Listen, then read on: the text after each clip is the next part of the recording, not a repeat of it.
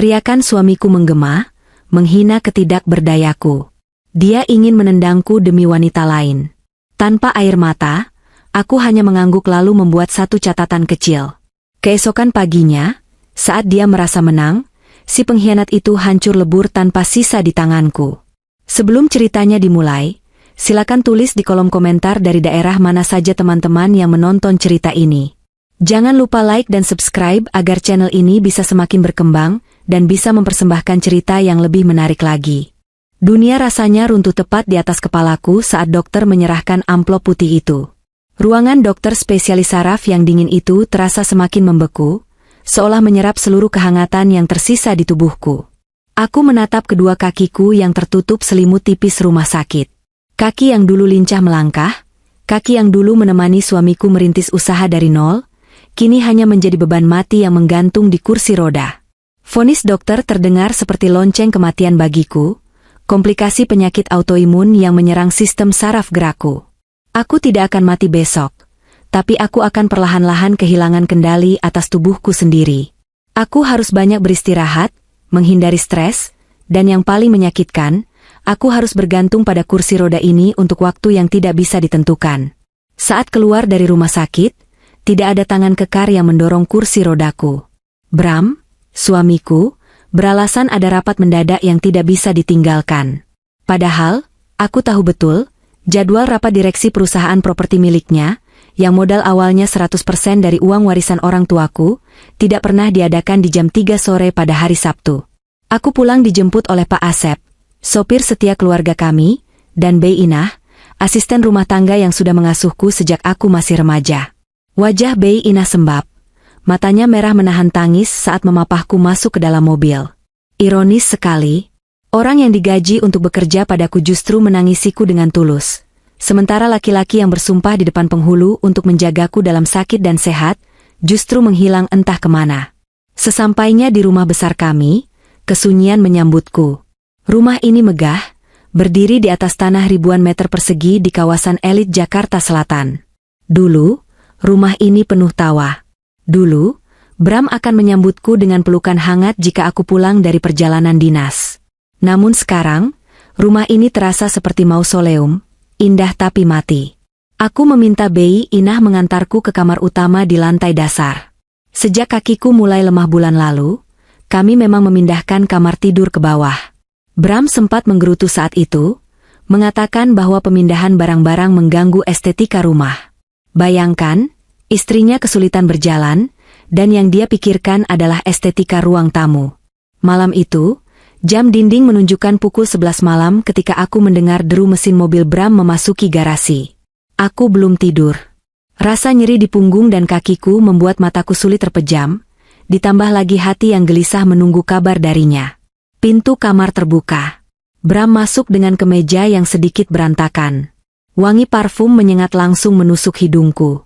Itu bukan parfum maskulin yang biasa kubelikan untuknya. Itu wangi manis, floral, dan murahan. Wangi wanita lain. "Kamu belum tidur?" tanyanya datar, tanpa menatap mataku. Dia sibuk melepas jam tangan mahalnya, dan meletakkannya dengan kasar di atas nakas. "Aku menunggumu, Mas," dokter bilang. "Ah, sudahlah, Rin," potongnya cepat sambil mengibaskan tangan, seolah ucapanku adalah lalat yang mengganggu. "Aku capek. Seharian di proyek, mengurus klien yang rewel, lalu macet di jalan. Jangan tambahi beban pikiranku dengan cerita penyakitmu malam ini. Aku butuh istirahat." Aku terdiam. Lidahku keluh.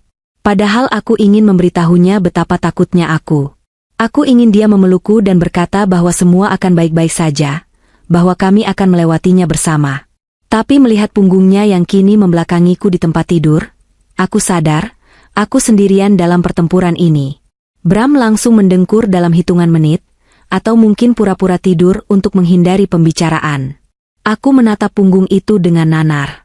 Dulu punggung itu adalah tempatku bersandar, kini punggung itu menjadi tembok tebal yang memisahkan kami. Hari-hari berikutnya berlalu dengan pola yang menyiksa.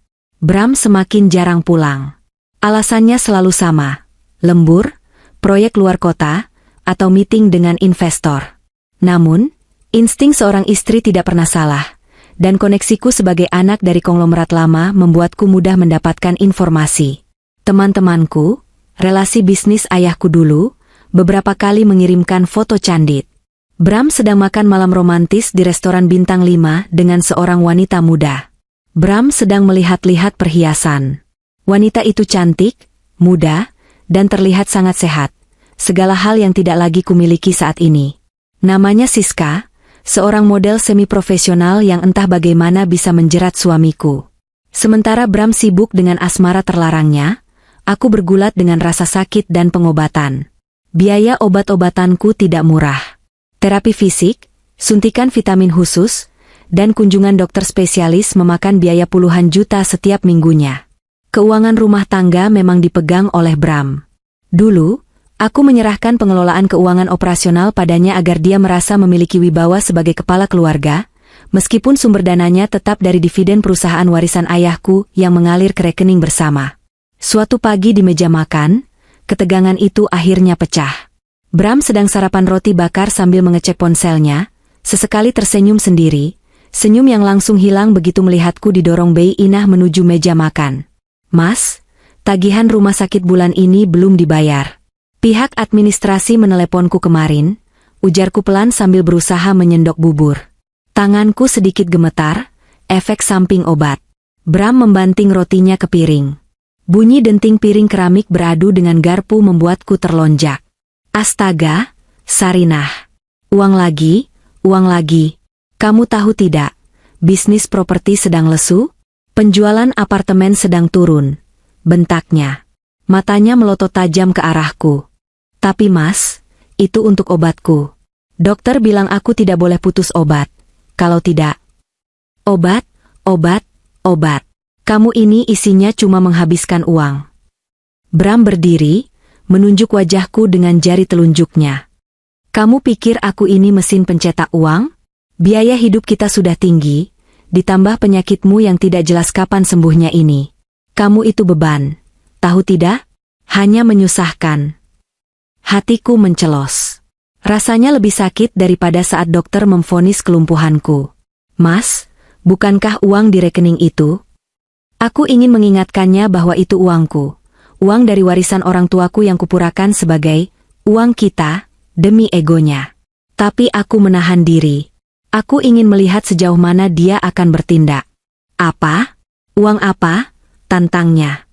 "Uang hasil kerjaku keras membanting tulang? Dengar ya, Rin. Mulai sekarang kurangi jatah terapimu. Minum obat yang generik saja. Jangan manja. Banyak orang sakit di luar sana yang tidak seberuntung kamu." Setelah memuntahkan kata-kata racun itu, Bram menyambar kunci mobilnya dan pergi begitu saja. Dia meninggalkanku yang mematung di kursi roda dengan air mata yang mulai menetes satu persatu ke dalam mangkuk bubur. Bei Inah datang tergesa-gesa dari dapur, memelukku erat. "Ibu sabar ya, Bu. Ibu orang baik, pasti Gusti Allah kasih jalan," bisik Bei Inah sambil mengelus punggungku. Aku menangis terseduh-seduh di pelukan pembantuku, sementara suamiku pergi untuk memanjakan wanita lain dengan uang yang seharusnya menjadi hakku. Saat itu, rasa sedihku perlahan mulai bercampur dengan sesuatu yang lain. Sesuatu yang dingin dan keras. Rasa sadar bahwa cinta yang kuagung-agungkan selama 10 tahun pernikahan ini ternyata palsu. Bram bukan mencintaiku. Dia mencintai fasilitas yang kuberikan. Dan sekarang, ketika fasilitas itu rusak, dalam bentuk tubuhku yang sakit, dia merasa berhak membuangnya. Namun, Bram lupa satu hal. Sarinah yang sakit ini adalah putri tunggal dari Haris Wijaya, pengusaha yang dikenal sebagai hiu di dunia bisnis pada zamannya. Darah pebisnis yang dingin dan penuh perhitungan mengalir di tubuhku, meski kini tubuh itu sedang lemah. Aku menghapus air mataku kasar. Aku tidak akan membiarkan dia menginjak-injakku lebih lama lagi. Tapi aku masih butuh bukti. Aku butuh melihat wajah aslinya yang paling buruk sebelum aku menjatuhkan palu hakim. 2 minggu berlalu sejak pertengkaran di meja makan itu. Suasana rumah semakin mencekam. Bram semakin jarang bicara padaku. Jika kami berpapasan, dia akan memalingkan wajah seolah melihat tumpukan sampah yang menjijikkan. Dia bahkan mulai tidur di kamar tamu di lantai atas dengan alasan tidak tahan bau obat di kamar kami. Padahal kamar itu selalu dibersihkan dengan pewangi aromaterapi lavender kesukaannya. Itu hanya alasan untuk menjauhiku. Sore itu, hujan turun deras mengguyur Jakarta. Kilat menyambar sesekali, menciptakan bayangan-bayangan menakutkan di dinding ruang tamu. Aku sedang duduk di kursi rodaku, memandang taman belakang lewat pintu kaca, ketika Bram pulang lebih awal dari biasanya. Tidak seperti biasanya yang berwajah masam, kali ini wajahnya terlihat cerah. Namun ada kilatan licik di matanya yang membuat bulu kuduku meremang. Dia membawa sebuah map berwarna biru cerah di tangannya. Dia berjalan menghampiriku, langkahnya tegap dan percaya diri. Dia menarik kursi makan dan duduk tepat di hadapanku. Dia tersenyum, tapi senyum itu tidak mencapai matanya. Senyum itu adalah senyum seorang sales yang sedang berusaha menipu klien bodoh. "Rin, aku punya kabar baik untukmu," ucapnya dengan nada yang dibuat-buat selembut mungkin. Aku menatapnya datar. "Kabar baik apa, Mas? Kamu sudah melunasi tagihan rumah sakit?" Wajahnya berkedut sedikit karena kesal, tapi dia cepat-cepat menutupinya lagi dengan senyum palsu itu. "Lebih baik dari itu. Ini soal kenyamananmu. Lihat ini." Dia menyodorkan map biru itu ke pangkuanku. Dengan tangan yang sedikit kaku, aku membuka map itu. Di halaman pertama, terpampang foto sebuah bangunan besar dengan taman yang luas. Judul brosur itu tertulis dengan huruf emas yang mencolok, "Graha Senja Bahagia, Panti Perawatan Lansia dan Orang Sakit Eksklusif." Jantungku berhenti berdetak sesaat. Darahku mendidih. Dia ingin membuangku ke panti jompo? Di usiaku yang baru menginjak 40 tahun? "Mas, apa maksudnya ini?" tanyaku, suaraku bergetar menahan amarah. "Dengar dulu penjelasanku, Rin," potongnya cepat, mencondongkan tubuhnya ke depan seolah sedang membujuk anak kecil. "Tempat ini bagus sekali. Fasilitasnya lengkap. Ada dokter 24 jam, ada perawat pribadi, ada teman-teman senasib. Udaranya sejuk, di daerah Bogor. Di sini, di rumah ini, siapa yang mengurusmu? Cuma ada Bei Inah. Aku sibuk kerja, aku tidak bisa memantau kamu terus. Di sana kamu akan terawat." Aku menutup map itu dan melemparkannya ke lantai. "Aku tidak mau. Ini rumahku, Mas. Rumah kita. Di sini ada kenangan kita. Aku membangun rumah ini bersamamu, memilih setiap keramiknya, menanam setiap pohon di taman itu. Kenapa aku harus pergi?" Bram menghela napas panjang, pura-pura sabar. "Rin, berpikirlah realistis. Kamu sakit. Kamu butuh perawatan profesional yang tidak bisa kudapatkan di rumah ini. Lagi pula, rumah ini terlalu besar untukmu yang cuma bisa duduk di kursi roda. Suasananya membuatmu depresi, kan?" "Aku tidak depresi karena rumah ini, Mas. Aku depresi karena sikapmu," jawabku tajam. "Aku tidak akan pergi kemana-mana. Jika kamu merasa terbebani, sewa perawat homecar. Uang kita cukup untuk itu." Topeng kesabaran Bram akhirnya retak. Wajahnya memerah. Dia berdiri tiba-tiba hingga kursinya terguling ke belakang. Uang kita. Sadar diri dong, Sarinah. Kamu itu sekarang cuma parasit." "Mas," bentakku, mencoba menegakkan punggungku yang sakit. Bram tidak peduli lagi. Dia mulai mondar-mandir di ruang tamu seperti binatang buas yang terkurung, lalu berhenti tepat di depanku. Matanya nyalang penuh kebencian. "Aku sudah capek, Rin. Capek pulang ke rumah disambut bau obat. Capek melihat wajahmu yang pucat seperti mayat hidup. Aku ini laki-laki normal, aku butuh istri yang bisa melayaniku, bukan istri yang harus diceboki." Kata-katanya seperti belati yang menghujam dada. Tapi aku tidak menangis. Rasa sakit hatiku sudah melampaui batas air mata. "Jadi itu masalahnya? Kamu butuh pelayan nafsumu?" "Ya," teriaknya tanpa rasa malu. "Dan asal kamu tahu, aku sudah punya calon penggantimu. Dia muda, dia cantik, dia sehat. Dia bisa memberikan apa yang tidak bisa kamu berikan." Aku menatapnya dingin. "Siska?" Bram terdiam sejenak, terkejut aku tahu nama itu. Tapi rasa arogansinya mengalahkan rasa malunya. "Ya, Siska. Dia wanita yang sempurna. Dia mengerti aku. Dan dia..." Bram menunjuk ke sekeliling ruangan, dia pantas menjadi nyonya di rumah ini menggantikanmu. Kamu mau membawa pelakor itu ke rumah ini? Saat aku masih hidup, tanyaku tak percaya. Bram tertawa, tawa yang kering dan jahat. Dia membungkukkan badannya, mendekatkan wajahnya ke wajahku hingga aku bisa mencium bau alkohol samar dari mulutnya. Rupanya dia minum sebelum pulang untuk memberanikan diri. Lalu keluarlah kalimat itu, kalimat yang akan dia sesali seumur hidupnya. Dia berteriak tepat di depan wajahku, meludahiku dengan kebenciannya. Jangan harap aku mau urus kamu yang sudah sakit-sakitan ya. Mending aku cari istri baru yang tidak menyusahkan sepertimu. Kamu itu sudah habis, Sarinah. Kartu mati. Suaranya menggelegar memenuhi ruang tamu yang tinggi itu. Bei Inah yang mengintip dari balik tembok dapur terlihat menutup mulutnya dengan tangan, menangis ketakutan. Bram menegakkan tubuhnya, merapikan kerah bajunya dengan sombong. Jadi, pilihannya cuma dua. Kamu pindah sukarela ke panti itu besok, atau aku yang akan menyeretmu keluar. Siska akan datang lusa untuk melihat-lihat rumah ini. Aku mau kamar utama sudah bersih dari barang-barang rongsokanmu saat dia datang. Paham? Tanpa menunggu jawabanku, Bram melangkah pergi menaiki tangga menuju lantai atas. Dia bersiul kecil, seolah beban berat baru saja terangkat dari pundaknya. Dia merasa menang.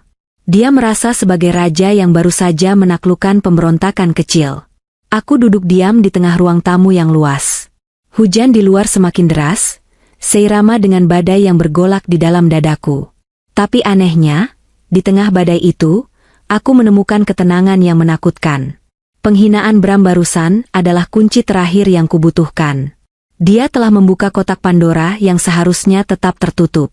Selama ini aku diam karena aku masih menghormati pernikahan kami.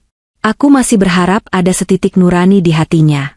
Tapi malam ini, dia membuktikan bahwa nuraninya sudah mati. Dia tidak hanya ingin menyingkirkanku, dia ingin menghancurkan harga diriku dan menggantikanku di rumah yang dibangun dengan uang ayahku. Ibu. Bei Inah berlari kecil menghampiriku, berlutut di samping kursi rodaku. Ibu tidak apa-apa? Ya Allah, Tuan Bram tegas sekali. Aku menatap Bei Inah, lalu perlahan sebuah senyum tipis terukir di bibirku. Bukan senyum sedih, melainkan senyum dingin. Jangan menangis, Bei. Bantu aku ke ruang kerja sekarang. Ruang kerja? Bu? Ibu mau kerja malam-malam begini? Ibu harus istirahat. Tidak, Bei. Ada pekerjaan yang harus kuselesaikan malam ini juga. Pekerjaan bersih-bersih? Jawabku penuh arti. Bei Inah bingung, tapi dia menuruti perintahku. Dia mendorong kursi rodaku menuju ruang kerja pribadiku di sudut lantai 1. Ruangan yang jarang dimasuki Bram, karena dia malas melihat tumpukan buku dan berkas. Di dalam ruang kerja, aku membuka laci meja yang terkunci. Di sana, tersimpan sebuah buku agenda kecil berwarna hitam, dan sebuah ponsel khusus yang tidak pernah diketahui Bram. Bram pikir dia yang berkuasa karena dia yang memegang kartu kredit dan tanda tangan di cek perusahaan. Dia lupa bahwa di atas langit masih ada langit. Dan di dalam struktur perusahaan keluarga Wijaya, Bram hanyalah direktur boneka yang kuangkat. Pemilik saham pengendali, pemegang hak veto, dan pemilik aset yang sah secara hukum, adalah aku. Sarinah Wijaya. Aku tidak menangis lagi. Air mataku sudah kering digantikan oleh tekad baja. Malam ini, si wanita sakit ini akan memberikan pelajaran yang tidak akan pernah dilupakan oleh suaminya. Pelajaran tentang siapa sebenarnya pemilik tahta di kerajaan ini. Suara langkah kaki Bram yang menaiki tangga dengan hentakan keras perlahan menghilang, menyisakan keheningan yang memekakan telinga di ruang tamu. Gema teriakannya, mending aku cari istri baru yang tidak menyusahkan sepertimu. Masih terngiang, memantul di dinding-dinding tinggi rumah mewah ini, seolah menjadi hantu yang akan terus menghantuiku malam ini. Bei Inah masih berlutut di samping kursi rodaku, bahunya berguncang menahan isak tangis. Dia, orang luar, justru merasakan sakit hatiku lebih dalam daripada suamiku sendiri. Aku mengulurkan tangan kananku yang gemetar, bukan karena takut, melainkan karena kelemahan saraf yang kuderita, untuk menyentuh bahu Bei Inah. Sentuhan itu ringan, tapi cukup untuk membuat wanita paruh baya itu menengadah. Wajahnya basah oleh air mata. Sudah, B. Jangan menangis. Air matamu terlalu berharga untuk ditumpahkan demi laki-laki seperti itu, ucapku pelan. Suaraku terdengar asing di telingaku sendiri. Datar, kosong, tanpa emosi. Seolah-olah bagian diriku yang bisa merasakan sakit hati sudah mati bersamaan dengan teriakan Bram tadi. Tapi, Bu, Tuan Bram keterlaluan. Bagaimana bisa dia bicara seperti itu pada ibu yang sudah berkorban segalanya? Ibu yang kasih modal, ibu yang kasih koneksi. Bei Inah meracau, kemarahannya mewakili apa yang seharusnya ku teriakkan. Bei Inah, potongku lembut tapi tegas. Bantu aku ke meja kerja. Sekarang. Bei Inah menghapus air matanya dengan ujung daster, mengangguk patuh, lalu bangkit berdiri. Dia mendorong kursi rodaku melintasi ruang tamu yang luas, melewati foto pernikahan kami yang tergantung besar di dinding. Foto di mana Bram tersenyum lebar sambil memeluk pinggangku. Sebuah senyum yang kini ku tahu hanyalah topeng seorang aktor ulung. Kami memasuki ruang kerjaku. Ruangan ini berbau kertas tua dan kayu mahoni, bau yang selalu menenangkan bagiku.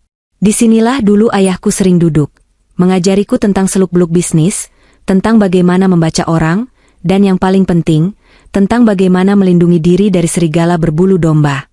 Tinggalkan aku sendiri sebentar ya, Bei. Tolong buatkan teh hangat, tapi jangan dibawa ke sini dulu sebelum aku panggil. Pintaku. Bei Inah mengangguk dan menutup pintu perlahan. Begitu pintu tertutup, aku memutar roda kursiku mendekati meja kerja besar peninggalan ayah. Meja ini kokoh, terbuat dari kayu jati tua yang takkan lapuk dimakan rayap, tidak seperti pernikahanku. Tanganku meraba bagian bawah laci tengah, mencari sebuah tombol kecil yang tersembunyi. Klik. Laci rahasia terbuka. Di dalamnya, tidak ada perhiasan berlian atau tumpukan uang tunai. Hanya ada sebuah buku agenda kecil bersampul kulit hitam, dan sebuah ponsel jadul yang baterainya selalu kujaga tetap penuh. Buku agenda ini adalah warisan terakhir ayah sebelum beliau meninggal 5 tahun lalu. Ayah pernah berpesan, Sarinah, cinta bisa membuatmu buta. Tapi kontrak hukum akan membuatmu tetap melihat.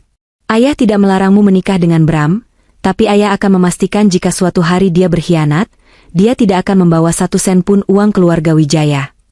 Dulu, aku menganggap ayah terlalu paranoid. Aku bahkan sempat marah karena ayah memaksaku membuat perjanjian pranikah yang sangat ketat dan struktur kepemilikan aset yang rumit di mana Bram hanya berstatus sebagai pengelola dengan hak veto mutlak di tanganku. Sekarang, aku bersyukur pada Tuhan karena memiliki ayah secerdas beliau. Aku mengambil pena tinta emas kesayanganku. Tanganku masih sedikit kaku. Membuat tulisan tanganku tidak seindah dulu, tapi tekadku membuat setiap goresan tinta itu terasa tajam. Aku membuka halaman baru di agenda itu. Halamannya masih putih bersih, kontras dengan hatiku yang hitam legam karena kecewa. Aku tidak menulis curahan hati. Aku tidak menulis puisi sedih. Aku juga tidak menulis surat wasiat panjang lebar yang mendayu-dayu. Aku hanya menulis 1 instruksi. 1 kalimat pendek yang akan mengubah nasib Bram selamanya. Aktifkan protokol pembekuan aset. Tarik semua fasilitas atas nama Bramantio. Sekarang. Hanya itu. Namun, bobot dari kalimat itu setara dengan hancurnya sebuah kerajaan bisnis yang selama ini Bram banggakan sebagai miliknya.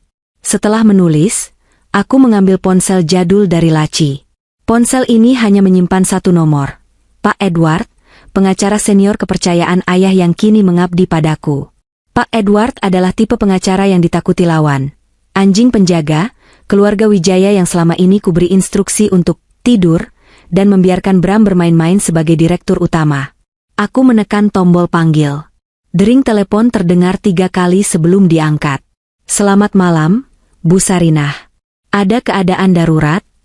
Suara bariton Pak Edward terdengar tenang di seberang sana, seolah dia sudah menunggu panggilan ini selama bertahun-tahun. Malam, Pak Edward. Maaf mengganggu istirahat Bapak. Jawabku. Tidak masalah, Bu. Untuk Ibu, saya selalu siaga. Apa yang bisa saya bantu? Aku menarik napas panjang, mengisi paru-paruku dengan keberanian terakhir. Pak, Bapak ingat dokumen, protokol merah, yang kita tanda tangani 3 tahun lalu? yang mengatur soal pengambil alihan kekuasaan jika direktur utama dianggap tidak kompeten atau melanggar etika berat. Hening sejenak di seberang sana. Aku bisa mendengar suara kertas di balik. Saya ingat betul, Bu. Dokumen itu memberikan Ibu kuasa penuh untuk mencabut semua akses keuangan, membekukan rekening perusahaan yang terhubung ke kartu pribadi, dan memecat direksi tanpa pesangon jika terbukti ada pelanggaran moral. Apakah waktunya sudah tiba? Ya, Pak. Waktunya sudah tiba, jawabku dingin. Bram baru saja menyatakan secara lisan bahwa dia akan menikah lagi dan menelantarkanku. Dia juga berencana mengusirku ke panti jompo. Bajingan, umpat Pak Edward spontan, melupakan sopan santun profesionalnya sejenak. Maaf, Bu. Saya emosi. Baik, saya mengerti. Sesuai instruksi Ibu di surat kuasa yang saya pegang, saya akan menghubungi pihak bank malam ini juga. Kebetulan kepala cabang bank prioritas keluarga Ibu adalah teman golf saya. Kami akan memproses pembekuan aset malam ini, sehingga efektif besok pagi saat sistem perbankan online. Semua kartu kredit, kartu debit, akses rekening perusahaan, dan akses ke aset properti atas nama perusahaan akan kami blokir. Pastikan juga mobil-mobil ditarik akses kepemilikannya, Pak. Dan rumah ini, pastikan sertifikatnya aman di brankas Bapak. Tambahku. Rumah itu atas nama Ibu pribadi, hibah dari almarhum Pak Haris. Bram tidak punya hak 1 sentimeter pun di sana. Ibu tenang saja. Besok pagi, dia akan bangun sebagai gelandangan yang menumpang di rumah orang kaya. Oh ya, Bu, saya juga akan menyiapkan tim keamanan swasta. Jika besok dia mengamuk, dan dia pasti akan mengamuk, tim keamanan akan siap di depan gerbang rumah Ibu dalam waktu 15 menit setelah Ibu memberi kode. Terima kasih, Pak Edward. Lakukan semuanya. Buat dia tidak bisa membeli sebutir permen pun besok pagi. Siap laksanakan, Bu Sarinah. Jaga kesehatan Ibu. Biar kami yang membereskan sampah ini. Sambungan telepon terputus. Aku meletakkan ponsel itu kembali ke dalam laci. Perasaan lega yang aneh menjalar di dadaku. Rasanya seperti baru saja membuang tumor ganas yang menggerogoti tubuhku. Aku menatap tulisan di buku agendaku sekali lagi. Tinta hitam itu berkilau di bawah lampu meja, tampak seperti vonis hakim. Bram berpikir aku hanyalah istri sakit-sakitan yang bisa dia buang sesuka hati. Dia lupa bahwa di balik tubuh yang lemah ini, ada otak yang dididik oleh salah satu konglomerat terhebat di negeri ini. Dia pikir uang yang dia hamburkan untuk selingkuhannya adalah uang hasil keringatnya. Dia salah besar. Itu adalah uangku. Dan keran air itu baru saja kumatikan. Bei Inah mengetuk pintu pelan lalu masuk membawa nampan berisi teh hangat. Dia melihatku duduk tegak di kursi roda. Wajahku tidak lagi menyedihkan seperti tadi. Ada sorot mata tajam yang sudah lama hilang kini kembali menyala. Ini tehnya, Bu, kata Bei Inah ragu-ragu. Ibu baik-baik saja? Kok Ibu tersenyum? Aku mengambil cangkir teh itu, menyesap kehangatannya. Aku sangat baik, Bei. Sangat baik. Besok akan ada pertunjukan sirkus di rumah ini, Bei. Pastikan kamu masak sarapan yang enak untukku, karena aku butuh tenaga untuk menontonnya. Bei Inah menatapku bingung, tapi dia tidak bertanya lagi. Dia tahu, Sarinah yang lemah lembut sudah pergi tidur. Yang ada di hadapannya sekarang adalah Sarinah Wijaya, putri Sang Hiu, yang siap memakan mangsanya. Di lantai atas, aku mendengar suara Bram tertawa keras. Mungkin sedang menelepon Siska, merayakan rencana busuk mereka. Tertawalah, Bram. Tertawalah sepuasmu malam ini. Karena besok, tawa itu akan berubah menjadi raungan keputusasaan. Keesokan harinya, matahari bersinar terik seolah alam semesta ingin menyoroti panggung sandiwara yang akan digelar di rumahku. Aku bangun lebih pagi dari biasanya, meminta Bei Inah memandikanku dan memakaikan pakaian terbaikku, sebuah gaun rumah berbahan sutra marun yang elegan, bukan daster lusuh yang biasa kupakai. Aku juga meminta Bei Inah memula sedikit bedak dan lipstik di wajahku yang pucat. Aku tidak ingin terlihat seperti korban hari ini. Aku ingin terlihat sebagai pemilik tahta. Sekitar pukul 9 pagi, sebuah mobil sedan merah berhenti di depan halaman. Dari jendela ruang tengah, aku melihat seorang wanita muda turun. Itu dia, Siska. Dia memang cantik, harus kuakui. Rambutnya panjang bergelombang, kulitnya putih mulus hasil perawatan mahal, yang mungkin dibayar dengan uangku juga, dan tubuhnya ramping dibalut gaun pendek yang memamerkan kakinya yang jenjang. Dia memakai kacamata hitam besar dan berjalan dengan gaya angkuh seolah dia adalah selebriti yang sedang mengunjungi penggemarnya. Bram menyambutnya di pintu depan. Mereka berpelukan tanpa malu, tepat di teras rumahku, di mana tetangga bisa melihat. Hatiku berdesir nyeri, tapi rasa jijik lebih mendominasi. Bram terlihat sangat necis hari ini, memakai setelan kasual mahal yang baru dibelinya minggu lalu. Sayang, akhirnya kamu datang juga ke istana kita, seru Bram lantang, sengaja mengeraskan suaranya agar aku bisa mendengar dari dalam. Wah, Mas, ini rumahnya? Besar juga ya, tapi gayanya agak kuno, komentar Siska sambil melepas kacamata hitamnya. Matanya menyapu sekeliling dengan tatapan menilai, seolah sedang menaksir harga barang rongsokan. Pasti ini selera orang tua, ya? Iya, makanya aku butuh sentuhanmu, sayang. Kamu kan punya selera yang modern dan kelas atas. Nanti kita rombak semuanya, jawab Bram sambil merangkul pinggang Siska, menuntunnya masuk ke dalam rumah. Aku duduk diam di kursi rodaku di sudut ruang tengah, dekat rak buku. Kehadiranku seperti patung. Saat mereka masuk, Siska pura-pura kaget melihatku. Oh, ini istrimu, Mas?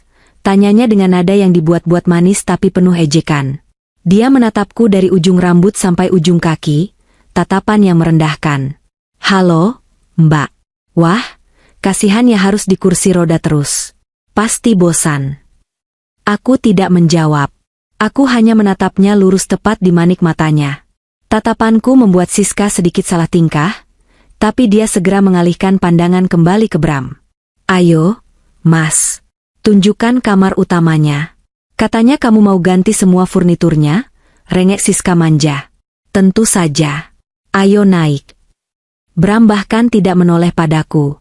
Dia memimpin Siska menaiki tangga grand staircase kami, seolah aku tidak ada. Seolah aku hanyalah perabot rumah tangga yang sudah rusak dan menunggu diangkut tukang loak. Aku mendengar langkah kaki mereka di lantai atas. Suara tawa Siska yang melengking terdengar menyakitkan. Mereka masuk ke kamar utama, kamarku. Aku bisa membayangkan mereka menyentuh barang-barang pribadiku. Mas.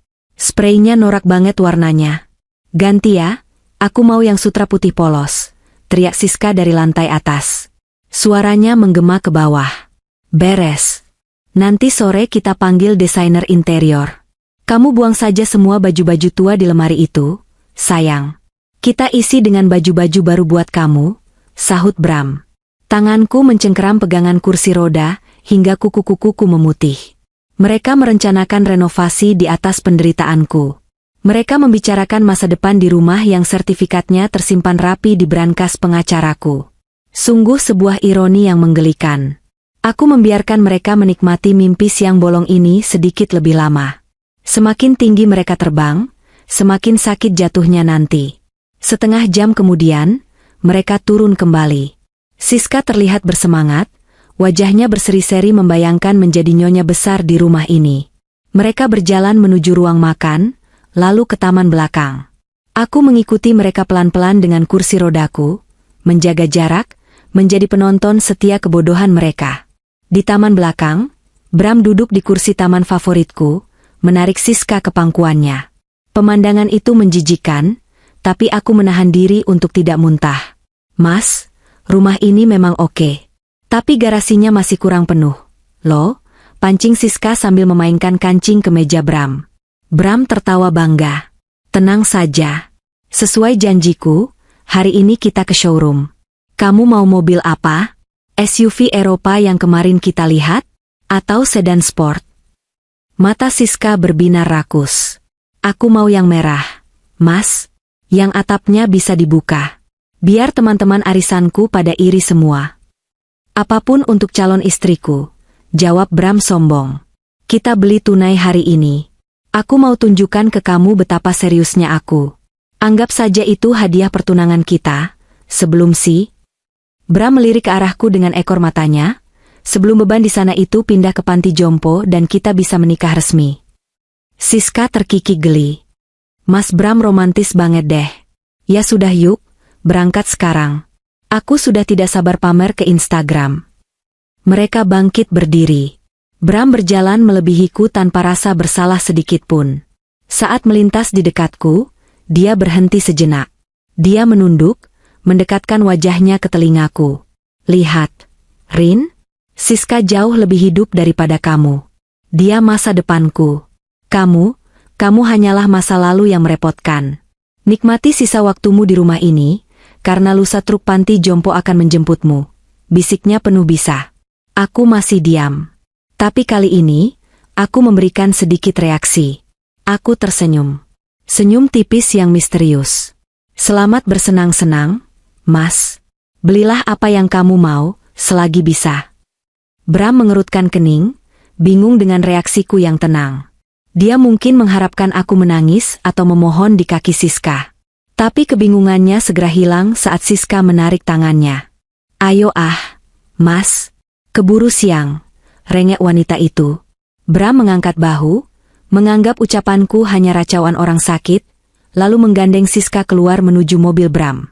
Aku melihat mobil itu melaju keluar gerbang dengan kecepatan tinggi. Debu beterbangan di belakangnya.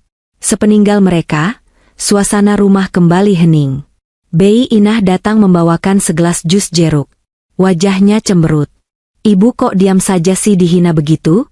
Perempuan gatal itu berani-beraninya masuk kamar ibu. Aku menerima gelas jus itu dengan santai. Sabar, Bei. Ini namanya strategi perang.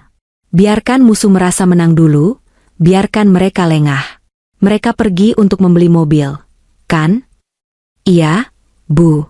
Katanya mau beli mobil mewah, gerutu Bei Inah. Nah, aku menyesap jus jeruk yang segar itu, merasakan manis dan asa menyatu di lidahku. Bayangkan, Bei. Mereka datang ke showroom, memilih mobil paling mahal, sudah pamer ke sana-sini, sudah dilihat banyak orang lalu saat mau bayar, kartunya tidak bisa dipakai. Ditolak. Declinet. Apa yang akan terjadi? Mata Bei Inah membelalak. Mulutnya sedikit terbuka. Maksud ibu? Pak Edward sudah bergerak.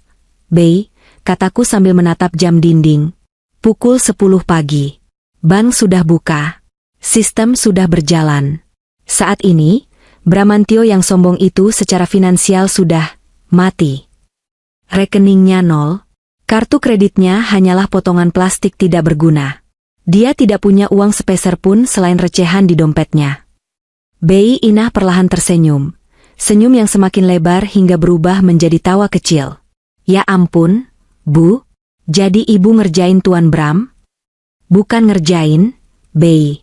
Aku hanya mengambil kembali apa yang jadi hakku. Sekarang, siapkan popcorn atau camilan, Bei. Karena sebentar lagi, si pungguk yang merindukan bulan itu akan pulang dengan wajah merah padam karena malu. Dan saat dia pulang nanti, pintu gerbang itu akan tertutup rapat untuknya. Aku memutar kursi rodaku menghadap ke pintu utama. Menunggu. Menunggu momen kehancuran seorang pengkhianat yang merasa dirinya raja, padahal hanyalah seorang penumpang di kerajaanku. Pesta yang sesungguhnya baru akan dimulai saat dia menyadari bahwa kartu saktinya sudah menjadi kartu mati. Waktu terasa berjalan sangat lambat pagi ini. Jam dinding antik di ruang tengah berdetak dengan irama yang menenangkan, kontras sekali dengan detak jantungku yang justru berpacu karena antisipasi. Aku duduk di dekat jendela besar yang menghadap ke taman samping, ditemani secangkir teh herbal yang asapnya mengepul tipis. Di pangkuanku, ponsel pintarku tergeletak dengan layar menghadap ke atas. Aku tidak sedang menunggu pesan cinta, melainkan menunggu notifikasi dari sistem keamanan perbankan yang terhubung langsung ke akun utamaku, akun induk yang selama ini memberi makan ego suamiku. Bei Inah sedang menyapu lantai di dekatku, tapi matanya terus melirik arahku dengan cemas bercampur penasaran. Dia tahu hari ini adalah hari penghakiman, tapi dia mungkin belum bisa membayangkan seberapa brutal eksekusi yang akan terjadi tanpa setetes darah pun tertumpah. Bu, kira-kira mereka sudah sampai di showroom belum ya? Tanya Bei Inah pelan, memecah keheningan. Aku melirik jam tangan. Pukul 10:15. Seharusnya sudah, Bei. Showroom mobil impor langganan Bram ada di daerah Pluit. Kalau jalanan lancar, mereka pasti sudah di sana. sedang duduk di sofa kulit yang empuk, minum kopi espresso gratis, dan menunjuk-nunjuk mobil mana yang paling berkilau. Aku bisa membayangkannya dengan sangat jelas. Bram pasti berjalan masuk dengan dada membusung, menggandeng Siska yang memakai kacamata hitam di dalam ruangan. Para sales marketing akan berebut menyambut mereka, karena Bram dikenal sebagai klien yang royal, atau lebih tepatnya, bodoh dalam menghamburkan uang. Mereka akan menawarkan model terbaru. Siska akan merengek manja, meminta test drive. Bram akan tertawa lebar, merasa menjadi raja dunia, merasa bahwa dia memiliki segalanya. Tiba-tiba, ponsel di pangkuanku bergetar. Layarnya menyala. Ting! Sebuah notifikasi muncul dari aplikasi perbankan prioritas. Alert, transaksi kartu kredit Platinum 5678 Declinet. Merchant, Euro Auto Gallery. Nominal, 50 juta rupiah, booking fee. Sudut bibirku terangkat. Sudah dimulai, Bei, gumamku. Apanya yang dimulai, Bu? Bei Inah berhenti menyapu, mendekat padaku. Kartu pertama sudah digesek. Dan ditolak, jawabku tenang. Aku bisa membayangkan kepanikan kecil di wajah Bram. Dia pasti berpikir itu hanya kesalahan mesin EDC. Dia akan tersenyum canggung pada kasir, lalu mengeluarkan kartu kedua. Kartu Black Card yang sangat dia banggakan. Kartu yang sering dia pamerkan di depan teman-temannya saat membayar tagihan makan malam jutaan rupiah. Ting! Notifikasi kedua masuk, kurang dari 1 menit kemudian. Alert, transaksi kartu kredit Infinite, 9988 Declinet. Merchant, Euro Auto Gallery. Status, blocked by error. Kartu kedua, mati, hitungku pelan. Di showroom sana, keringat dingin pasti mulai menetes di pelipis Bram. Kasir mungkin akan menatapnya dengan pandangan sopan namun curiga. Siska, yang berdiri di sampingnya sambil memegang kunci mobil barunya, pasti mulai merasa tidak nyaman. Senyumnya mungkin mulai luntur. Bram pasti akan mencoba berdalih, mungkin chipnya rusak. Coba yang ini debit, isinya miliaran. Ting! Alert, transaksi kartu debit prioritas 1122 Declinet. Reason, cover. 3 serangan telak. Strike 3. You're out. Ponselku kini tidak lagi sekadar bergetar karena notifikasi, melainkan berdering panjang. Nama, suamiku Bram, terpampang di layar. Dulu, nama itu membuat hatiku berdesir rindu. Sekarang, nama itu hanya memicu rasa muak. Aku membiarkannya berdering sampai mati. Sekali, 2 kali, 3 kali. Ibu tidak angkat? Tanya Bei Inah gemas. Biarkan dia panik dulu, Bei. Orang yang sedang tenggelam akan lebih jujur saat berteriak minta tolong. Jawabku dingin. Pada deringan kelima, aku akhirnya menggeser tombol hijau, lalu menekan tombol loudspeaker. Halo, Rin, Sarinah. Teriakan Bram langsung meledak memenuhi ruang tengah. Suaranya terdengar panik, napasnya memburu, dan di latar belakang aku bisa mendengar suara bising suasana showroom serta suara Siska yang sedang bertanya dengan nada tinggi, "Mas, kok lama banget sih?" Malu tahu dilihatin orang. "Ada apa, Mas? Kenapa berteriak-teriak?" "Aku sedang istirahat," jawabku dengan nada datar, pura-pura tidak tahu apa-apa. "Jangan pura-pura bodoh kamu. Kenapa semua kartuku tidak bisa dipakai? Aku mau bayar DP mobil, tapi semua ditolak. Katanya rekening dibekukan." "Kamu apakan rekeningku?" "Hah?" bentaknya kasar. Dia tidak sadar bahwa dia sedang mempermalukan dirinya sendiri di depan umum. "Rekeningmu?" tanyaku balik, menekankan kata MU.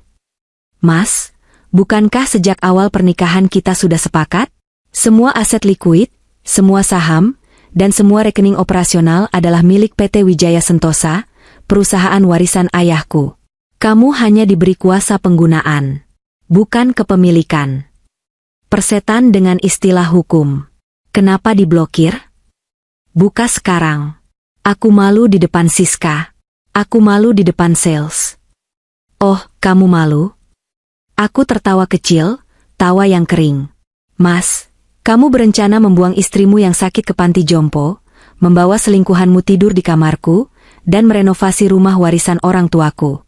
Lalu sekarang kamu minta aku membiayai mobil untuk wanita itu? Di mana otakmu, Mas? Hening sejenak di seberang sana. Mungkin Bram terkejut karena aku berbicara begitu tegas. Selama ini aku hanya diam, menurut, dan mengalah. Dia lupa bahwa singa betina yang tidur tetaplah seekor singa. Rin dengar, suaranya merendah, mencoba taktik manipulasi. Jangan kekanak-kanakan. Ini urusan bisnis. Reputasiku dipertaruhkan. Kalau kartuku ditolak, orang-orang akan mengira bisnisku bangkrut. Itu akan berdampak pada perusahaanmu juga. Buka blokirnya sekarang, nanti kita bicara baik-baik di rumah. Reputasi, selaku tajam. Reputasimu sudah hancur saat kamu memutuskan untuk mengkhianati istri yang sedang sakit keras. Dan soal perusahaan, kamu tidak perlu khawatir. Mulai pagi ini, Dewan Komisaris, yaitu aku, sudah mencabut posisimu sebagai direktur utama. Kamu dipecat, Bram. Apa? Kau gila ya? Teriakannya semakin kencang, kali ini bercampur dengan keputusasaan. Kau tidak bisa melakukan ini. Aku suami kamu. Mantan suami, sebentar lagi. Pengacaraku sedang menyusun gugatan cerai, potongku. Dan soal mobil itu, bilang pada Siska, kalau dia memang cinta padamu, suruh dia yang bayar. Bukankah cinta itu pengorbanan? Sarinah, tunggu. Jangan tutup teleponnya. Sarinah.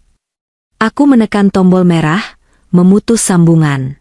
Keheningan kembali menyelimuti ruangan, tapi kali ini rasanya jauh lebih ringan. Aku menarik napas panjang, menghirup aroma teh herbal yang menenangkan. Rasanya seperti baru saja memuntahkan racun yang sudah bertahun-tahun mengendap di tubuhku. Bei Inah menatapku dengan mata berkaca-kaca, lalu mengacungkan dua jempolnya. Mantap, Bu. Rasain tuh. Biar dia tahu rasa. Belum selesai, Bei, kataku sambil menatap ke arah gerbang depan. Ini baru babak pertama. Babak kedua akan terjadi di sini, di rumah ini. Sebentar lagi, si durhaka, itu akan pulang dengan kemarahan yang memuncak. Dia akan datang menuntut, mengancam, mungkin mencoba menyakitiku. Wajah Bei Inah berubah cemas lagi. Waduh, Bu, kalau Tuan Bram ngamuk gimana? Tenaganya kan kuat. Ibu kan? Dia melirik kursi rodaku. Aku tersenyum menenangkan. Tenang saja. Pak Edward sudah mengatur semuanya. Coba Bei Inah lihat ke pos satpam di depan.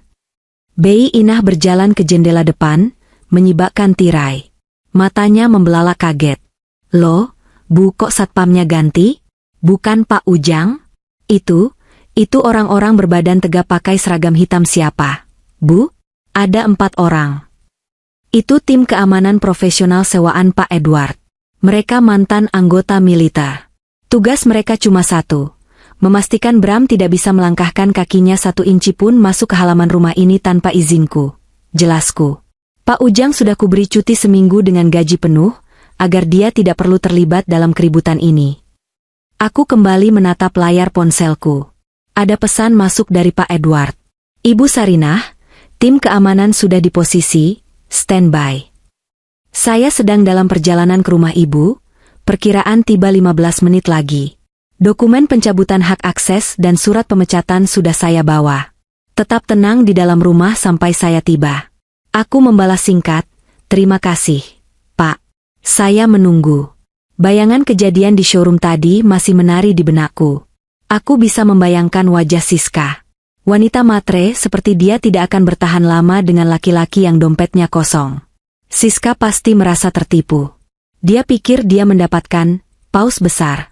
Ternyata hanya ikan teri yang numpang makan di kolam orang lain. Bram pasti sedang memacu mobilnya. Mobil yang bensinnya mungkin dibeli dengan uang receh terakhir di sakunya, menuju ke sini. Dia akan datang dengan membawa badai amarah. Dia pikir dia bisa mengintimidasi aku seperti yang dia lakukan malam kemarin. Dia pikir teriakan dan bentakannya masih bisa membuatku menciut. Tapi dia salah. Sarinah yang dia kenal, istri penurut yang diam saja saat dihina, sudah tidak ada.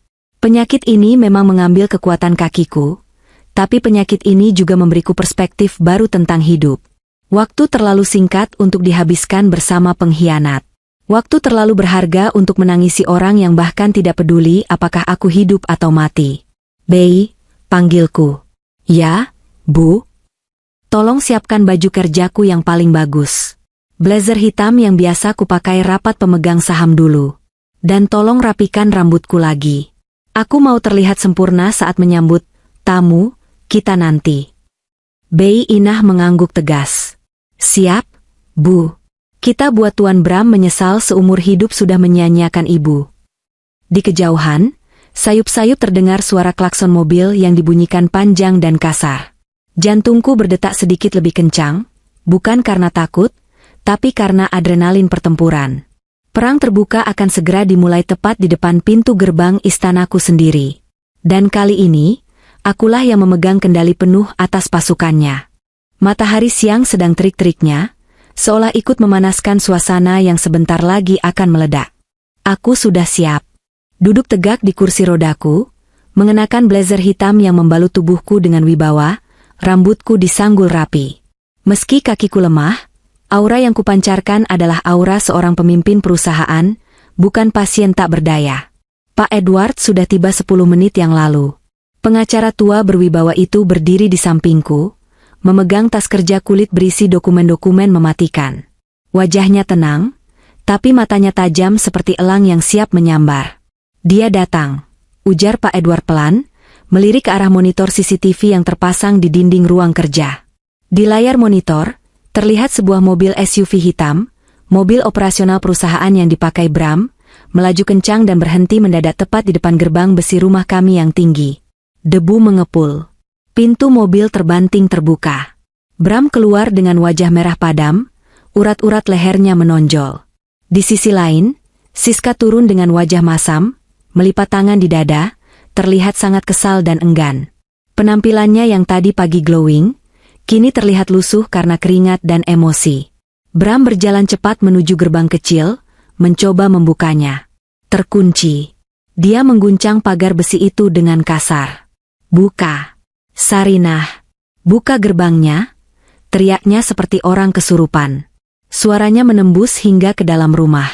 2 orang petugas keamanan berbadan tegap berseragam hitam, yang sejak tadi berdiri diam seperti patung di balik gerbang, melangkah maju. Salah satu dari mereka, yang badannya paling besar dengan bekas luka di pipi, mengangkat tangan kanannya, memberi isyarat berhenti. Maaf, Pak. Bapak dilarang masuk. Ucap petugas itu dengan suara berat dan tegas, tanpa emosi. Bram terbelalak. Dia menunjuk dadanya sendiri. Kamu tahu siapa saya?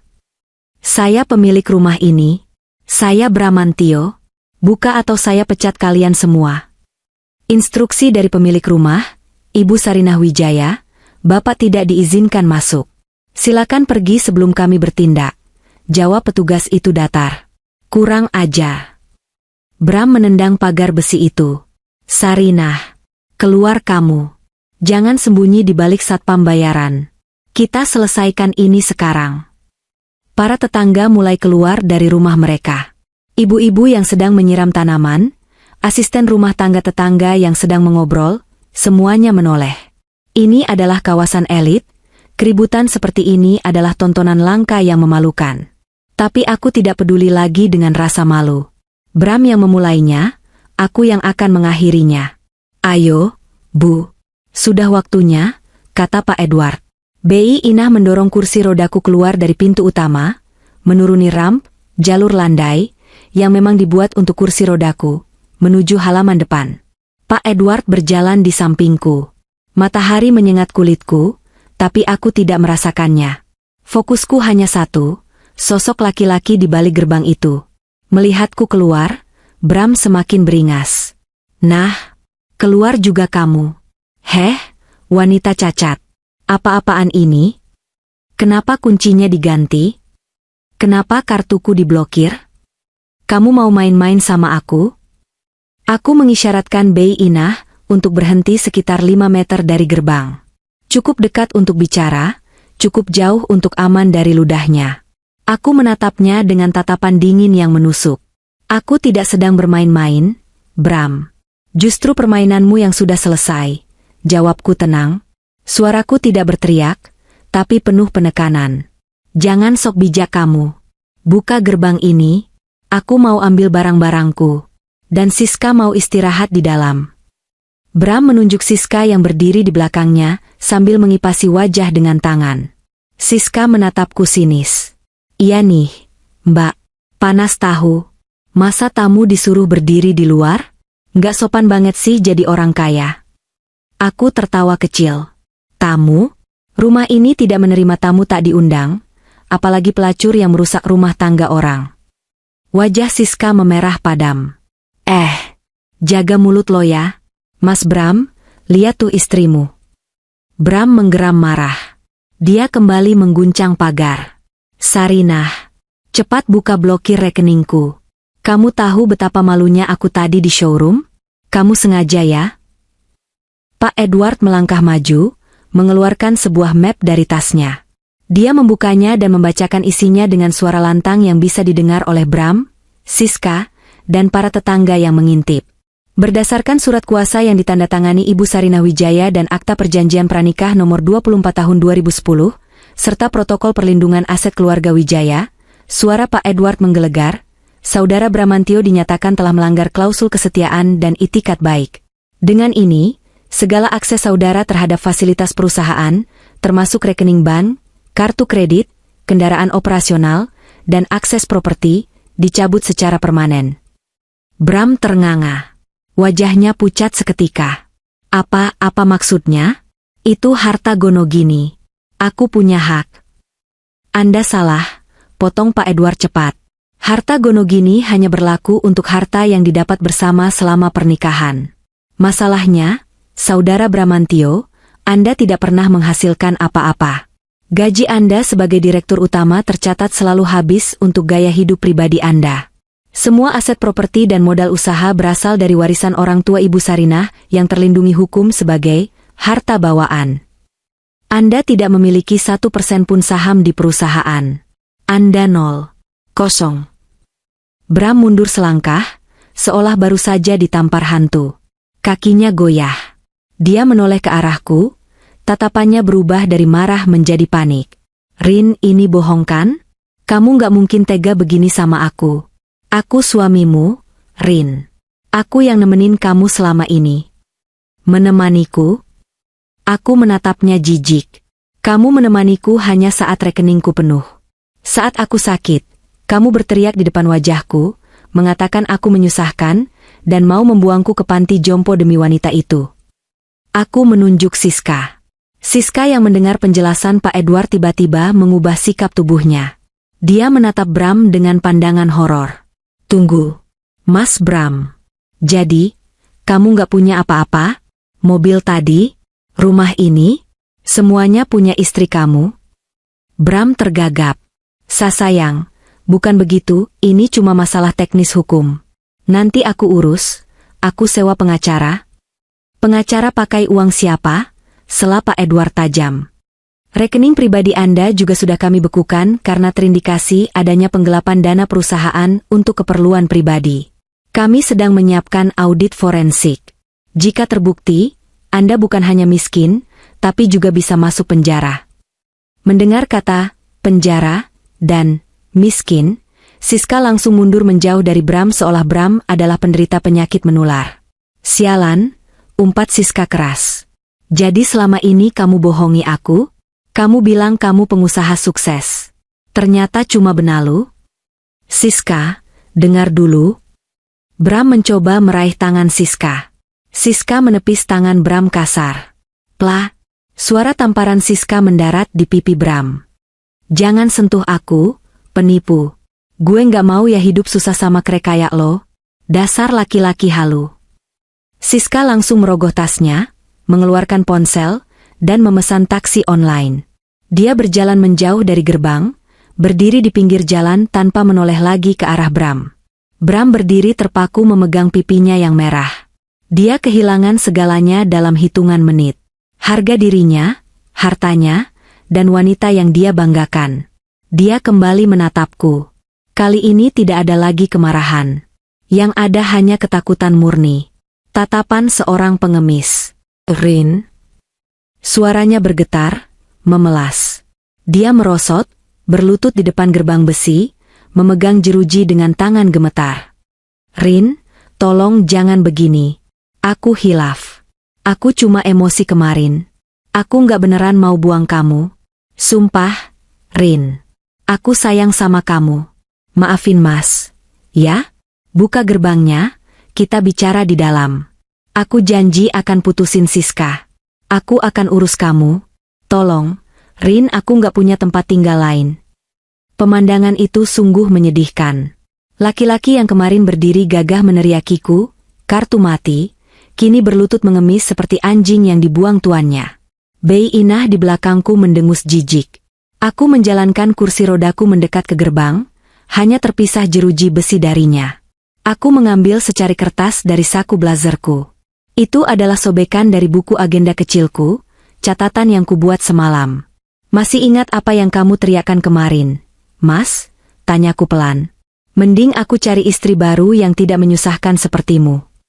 Bram menggeleng-gelengkan kepala sambil menangis. "Enggak, Rin. Itu aku cuma emosi.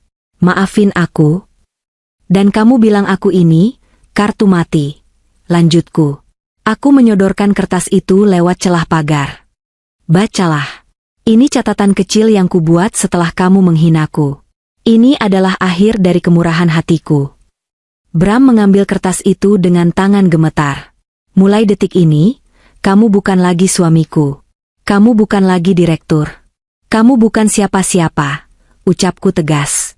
"Baju-bajumu sudah dipaking oleh Bei Inah ke dalam 2 koper plastik di pos satpam. Ambil itu dan pergi. Jangan pernah tunjukkan wajahmu lagi di sini, atau Pak Edward akan memprosesmu ke penjara atas tuduhan KDRT psikis dan penggelapan dana." "Rin, jangan tega, Rin. Aku mau tidur di mana? Aku nggak punya uang." Bram meratap, air mata dan ingusnya bercampur baur. Aku memutar kursi rodaku, membelakanginya. "Itu bukan urusanku lagi. Kamu sehat, kan? Kamu punya 2 kaki yang kuat, kan? Gunakan itu untuk bekerja, seperti yang selama ini kamu suruh aku lakukan walau aku sakit." "Pak Edward, tutup gerbang lapisan kedua. Pastikan sampah di depan dibersihkan," perintahku sambil menjalankan kursi rodaku kembali masuk ke dalam rumah. "Baik, Bu Sarinah," jawab Pak Edward hormat. Di belakangku, aku mendengar Bram berteriak-teriak memanggil namaku, disusul suara mobil taksi online Siska yang datang dan pergi begitu saja meninggalkannya. Lalu suara gerbang otomatis lapisan kedua menutup perlahan, meredam suara teriakan Bram hingga akhirnya hening. Aku masuk kembali ke ruang tengah yang sejuk. Tubuhku terasa lelah, tapi jiwaku terasa sangat merdeka. Beban berat di pundakku seolah ikut terbuang bersama perginya Bram. Aku menatap foto pernikahan besar di dinding. "Bei Inah," panggilku. "Ya, Bu." "Turunkan foto itu sekarang. Bakar di halaman belakang." "Siap, Bu." Dengan senang hati, jawab Bei Inah penuh semangat. "Hari ini, aku kehilangan seorang suami, tapi aku mendapatkan kembali hidupku, harga diriku, dan masa depanku. Dan ternyata, rasanya jauh lebih indah dari yang kubayangkan." Suara gerbang otomatis lapis kedua yang menutup perlahan menciptakan dentuman halus namun tegas, seolah menjadi tanda titik di akhir sebuah kalimat panjang yang melelahkan.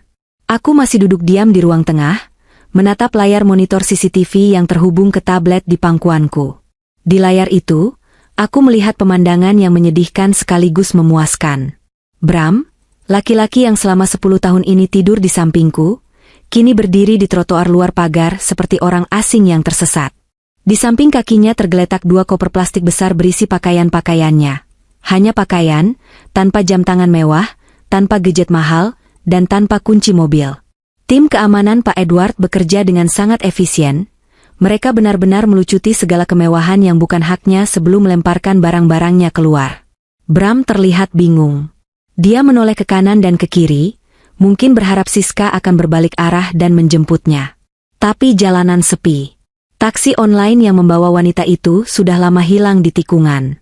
Langit yang sejak pagi cerah mulai mendung kembali, awan kelabu menggantung rendah, seolah alam semesta pun sedang bersiap memandikan sampah yang baru saja kubuang. "Bu, Diminum dulu obatnya. Jangan sampai telat. Suara Bei Inah membuyarkan lamunanku. Dia datang membawa nampan berisi obat siang dan segelas air hangat. Wajahnya terlihat jauh lebih cerah daripada hari-hari sebelumnya. Seakan beban berat di rumah ini ikut terangkat bersama perginya Bram. Aku menerima obat itu, menelannya satu persatu.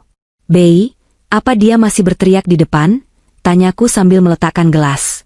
Sudah tidak, Bu. Tadi sempat gedor-gedor pos satpam sebentar, minta dipanggilkan taksi. Tapi Pak Kepala Keamanan bilang, kami bukan pelayan Bapak lagi. Terus dia duduk lemas di pinggir selokan. Kasihan sih, Bu, tapi kalau ingat kelakuannya sama Ibu, rasanya Bei Inah malah pengen siram air comberan. Celoteh Bei Inah dengan jujur. Aku tersenyum tipis. Jangan, Bei. Kita tidak perlu mengotori tangan kita. Biarkan hidup yang memberinya pelajaran. Aku kembali menatap layar tablet. Bram tampak mengeluarkan ponselnya. Ponsel lamanya yang layarnya sudah retak. Satu-satunya benda elektronik yang kuizinkan dia bawa karena itu dibeli dengan uang pribadinya sebelum menikah. Dia tampak menelepon seseorang dengan panik. Aku bisa menebak siapa yang dia hubungi. Teman-teman golfnya? Rekan-rekan bisnis yang selama ini menjilatnya karena mengira dia pemilik perusahaan? Atau mungkin kerabat jauhnya yang selama ini dia abaikan karena merasa sudah sukses? Pak Edward masuk kembali ke ruang tengah setelah berkoordinasi dengan tim keamanan di depan. Dia duduk di sofa tunggal di hadapanku, membuka buku catatan kerjanya. Laporan situasi, Pak, tanyaku. Dia mencoba menghubungi Pak Haryo dan Pak Gunawan, rekan main golfnya, lapor Pak Edward tenang. Tapi Ibu tidak perlu khawatir. Sesuai instruksi Ibu semalam, pagi ini saya sudah mengirimkan notis resmi kepada seluruh relasi bisnis dan lingkaran sosial elit Jakarta. Isinya pemberitahuan bahwa Saudara Bramantio tidak lagi terafiliasi dengan keluarga Wijaya maupun PT Wijaya Sentosa, dan segala tindakan peminjaman uang atau kerjasama bisnis dengan yang bersangkutan adalah risiko pribadi dan tidak akan ditanggung oleh perusahaan. Aku mengangguk puas. Langkah antisipasi yang kejam tapi perlu. Di dunia bisnis yang kejam ini, orang berteman karena kepentingan. Begitu mereka tahu Bram hanyalah cangkang kosong tanpa isi, tanpa dukungan dana dariku, mereka akan membuangnya lebih cepat daripada aku membuang sampah dapur. Bagus. Jadi, tidak ada yang akan menolongnya. Pak Haryo langsung memblokir nomornya begitu tahu rekening Bramantio dibekukan. Pak Gunawan bahkan menelepon saya barusan, meminta maaf dan bersumpah setia pada Ibu Sarinah. Jawab Pak Edward sambil tersenyum sinis. Dunia ini memang panggung sandiwara, Bu. Di layar CCTV, aku melihat Bram membanting ponsel retaknya ke tanah. Dia menjambak rambutnya sendiri, frustrasi.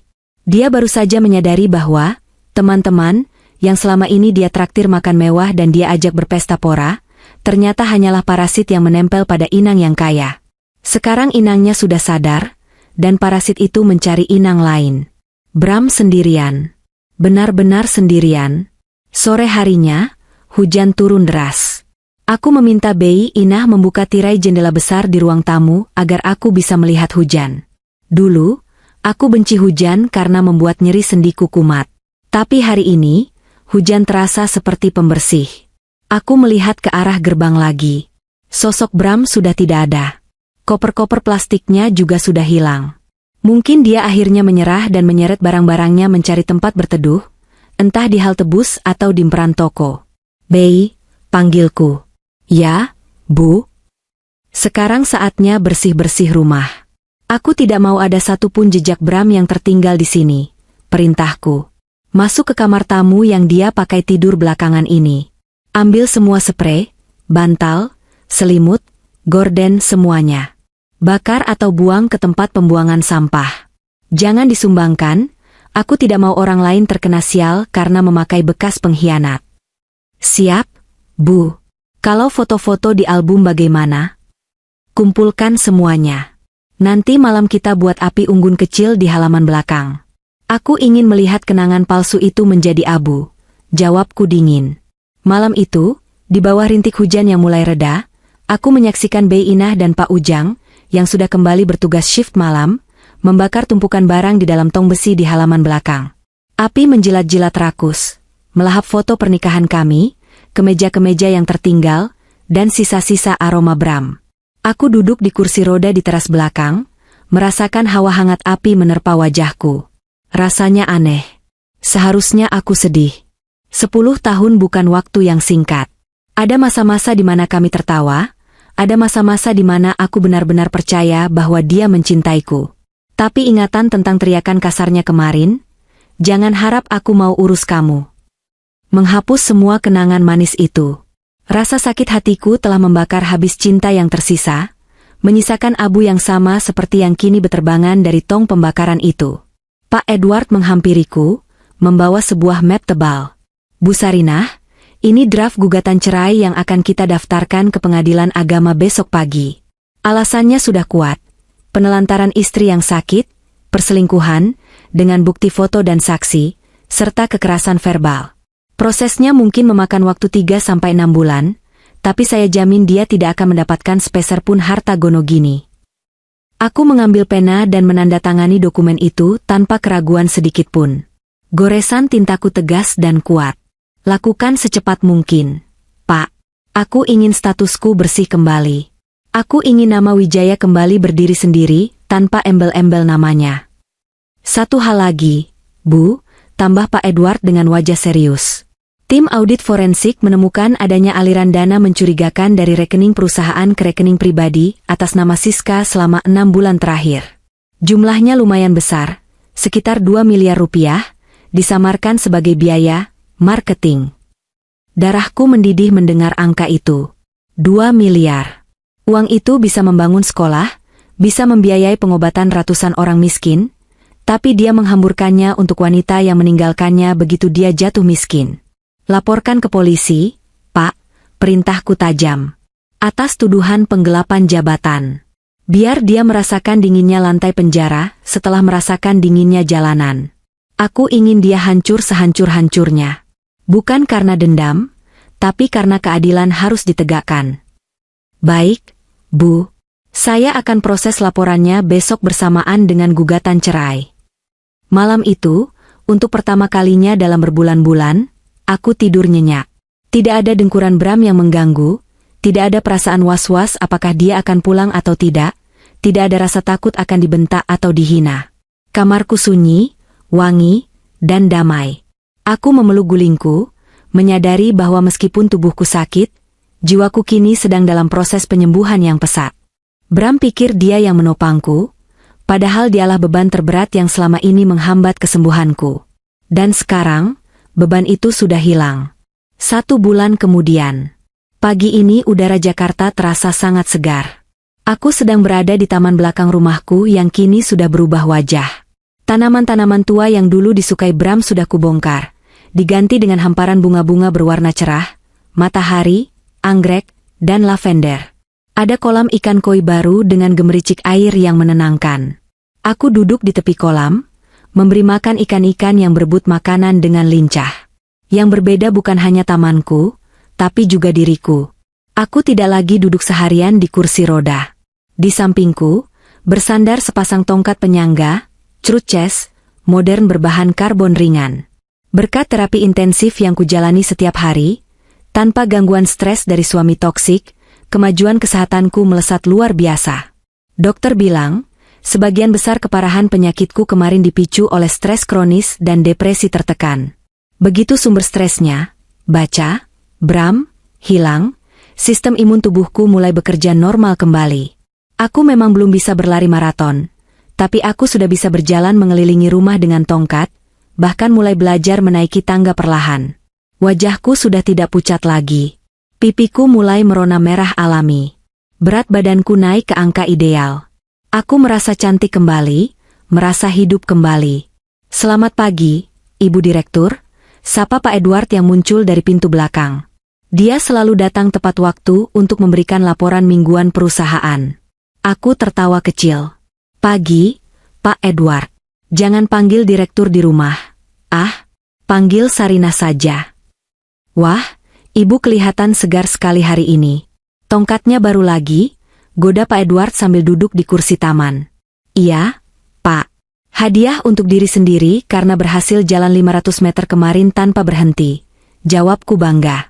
Bagaimana kabar kantor? Tim manajemen baru bekerja dengan baik. Sangat baik, Bu. Sejak kita membersihkan, antek-antek, Bram yang tidak kompeten dan menggantinya dengan profesional, profit perusahaan naik 20% bulan ini.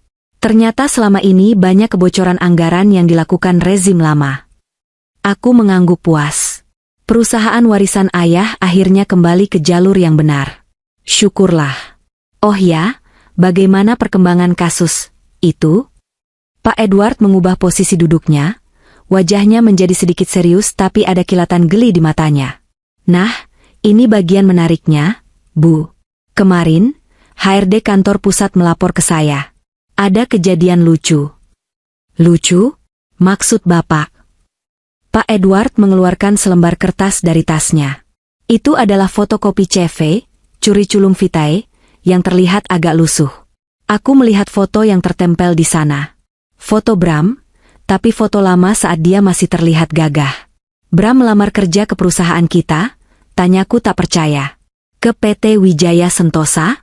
Dia sudah gila atau sudah putus urat malunya? Dua-duanya mungkin, Bu, kekeh Pak Edward. Dia melamar menggunakan nama lengkapnya, tapi di bagian pengalaman kerja, dia menulis, mantan CEO perusahaan properti terkemuka. Dia datang langsung ke resepsionis, pakai kemeja yang sudah agak kusam, celana bahan yang kepanjangan, dan sepatu yang solnya sudah mau lepas. Dia memaksa ingin bertemu dengan ibu, tapi dihadang security. Aku mencoba membayangkan pemandangan itu. Bram, si mantan bos besar yang arogan, kini mengemis pekerjaan di perusahaan yang dulu dia anggap remeh. Terus, apa yang terjadi? Tanyaku penasaran. Manajer HRD kita, Pak Rahmat, yang dulu sering dimaki-maki Bram, keluar menemuinya. Pak Rahmat dengan sopan tapi tegas mengatakan, "Maaf Pak, kualifikasi Bapak tidak sesuai dengan standar integritas perusahaan kami. Kami tidak menerima karyawan yang memiliki catatan hukum penggelapan dana." Lalu security menyeretnya keluar karena dia mulai histeris. Aku menggeleng-gelengkan kepala. Sungguh menyedihkan. Di mana dia tinggal sekarang? Pak, Bapak tahu?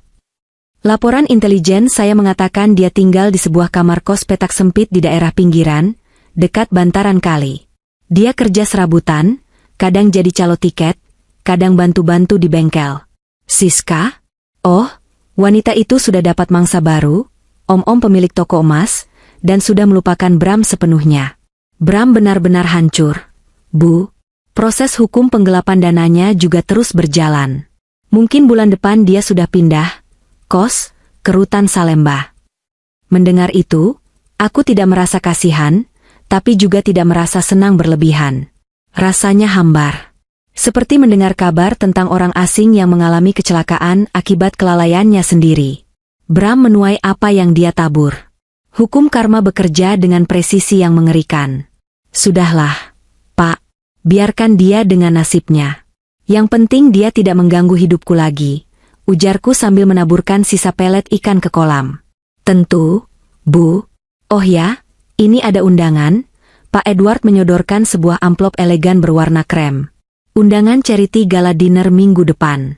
Ibu diminta menjadi pembicara utama tentang bangkit dari keterpurukan. Banyak rekan bisnis yang ingin bertemu, The Iron Lady, Sarinah Wijaya yang baru.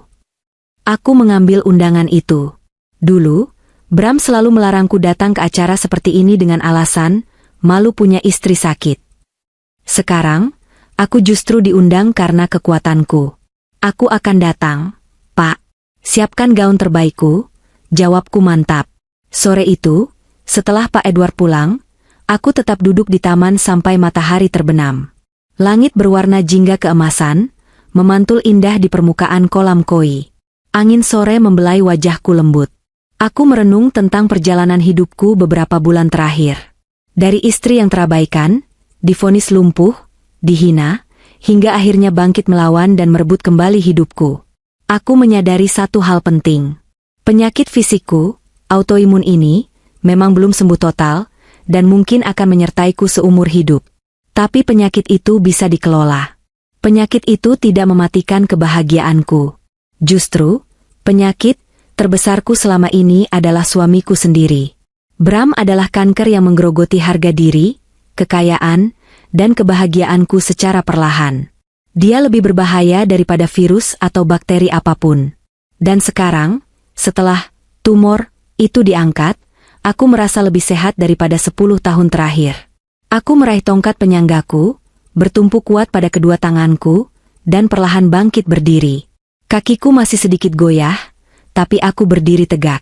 Aku berdiri di atas kakiku sendiri, di atas tanahku sendiri, dengan kepala tengadah menatap langit. Terima kasih, Tuhan, bisikku pada angin. Terima kasih telah membukakan mataku sebelum semuanya terlambat. Aku melangkah masuk ke dalam rumah. Rumah yang kini hangat, penuh cahaya, dan yang paling penting, penuh dengan kedamaian. Tidak ada lagi teriakan. Tidak ada lagi pengkhianatan. Hanya ada Sarinah, dan hidup barunya yang luar biasa. Dan di suatu tempat di luar sana, di sebuah kamar kos yang pengap dan gelap, aku harap Bram sedang menatap langit yang sama dan menyadari satu hal. Dia pernah memiliki berlian di tangannya, tapi dia membuangnya demi menggenggam kerikil, dan kini dia kehilangan kedua-duanya.